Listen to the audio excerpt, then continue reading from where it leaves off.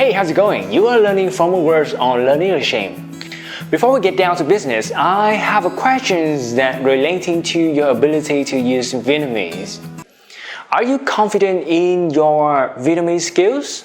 If you say yes, congratulations, you have my respect. But if you say no, don't worry, we are on the same boat. You see, when I was studying in University of Pedagogy, I had to study many other subjects, one of which is Vietnamese. As far as I remember, one day my Vietnamese teachers came to class and asked our whole class a question. Có bạn nào cho cô biết nhạy bén nghĩa là gì không? Cut long story short, after discussion with one another, we came to a conclusion that we have no idea. Well, without using Google, of course. That's why I believe bilingual approach using Vietnamese to study English is not conventional and obsolete methods. To prove I'm right, today we're going to study a word which can be literally translated into English, into Vietnamese as nhảy bén. This is the word that we will be studying today.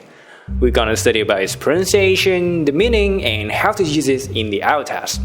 Let's start with the pronunciation. Well, the word acumen, in a sense, kind of special in that it has two ways to pronounce. Either you can say Acumen. Acumen. Or you can say Acumen. Acumen. Please bear in mind that the differences between the first way to pronounce and the second way to pronounce lies in the first two syllables, ækjəmən and ækju. Acumen and acumen. I, for one, like the word acumen. So within this video, you will hear me saying acumen.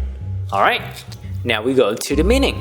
The meaning of the word is quite straightforward. Acumen means the ability to understand and decide things quickly and well.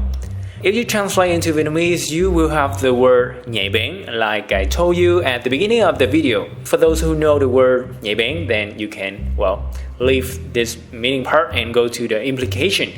But if you don't, pay attention to understand, and you have to know how to decide things quickly and well. Let's look at some example, alright? Due to poor business acumen, the company went bankrupt. It's kind of straightforward, right? So the company doesn't have the ability to understand and decide things quickly when it comes to business, so they went bankrupt. Second example, he showed no political acumen, so he doesn't have any ability to understand and decide things about politics. And the last one, your writing can demonstrate much of your critical acumen, alright? The ability to understand and decide quickly and well. Now let's talk about collocation.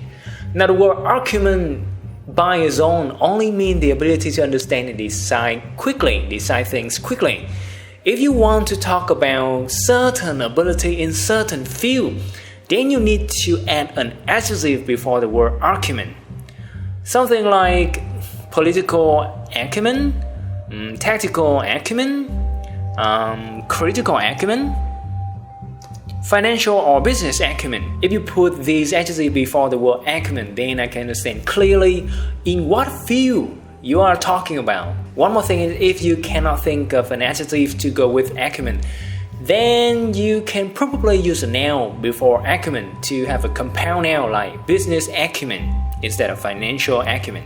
We have other things like language acumen instead of linguistic acumen, that kind of thing. Alright, what verb can go with acumen? There are two most popular verbs that usually go with the word acumen: show and demonstrate. And then let's talk about the degree, the level. When you want to emphasize, you want to increase the level of the acumen, then you can use some words like great, considerable, extraordinary. But if you want to decrease the level of the word acumen, then you can use some word like poor, limited, or insufficient acumen. So if I use owner the collocation, I will have some sentence like he demonstrates his poor tactical acumen. Alright, that's the meaning of the word acumen and the collocation, of course. Now we come to the last part, how to use it in IELTS. When it comes to IELTS, we will use this word, acumen, in some situation that relating to people.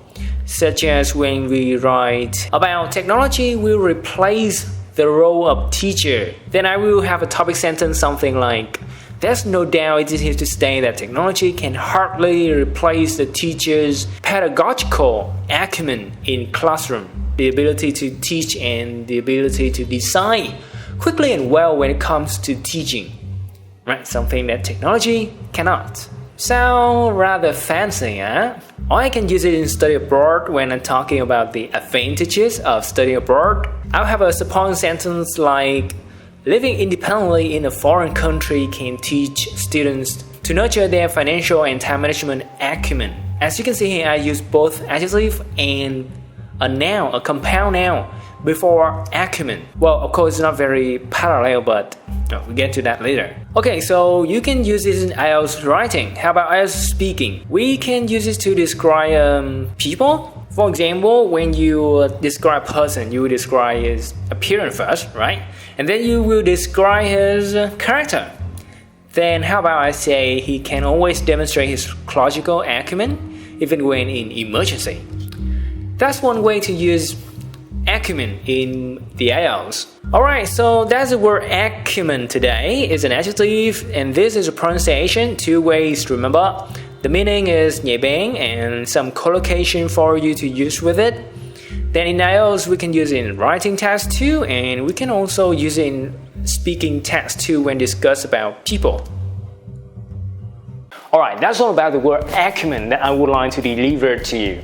Before we leave, well, you know the drill. Go into the comment section below, writing some example using the word acumen to see how well we can use the word acumen. If you watch this video when the sun coming up, good day. But if you watch this video when the sun coming down, good night.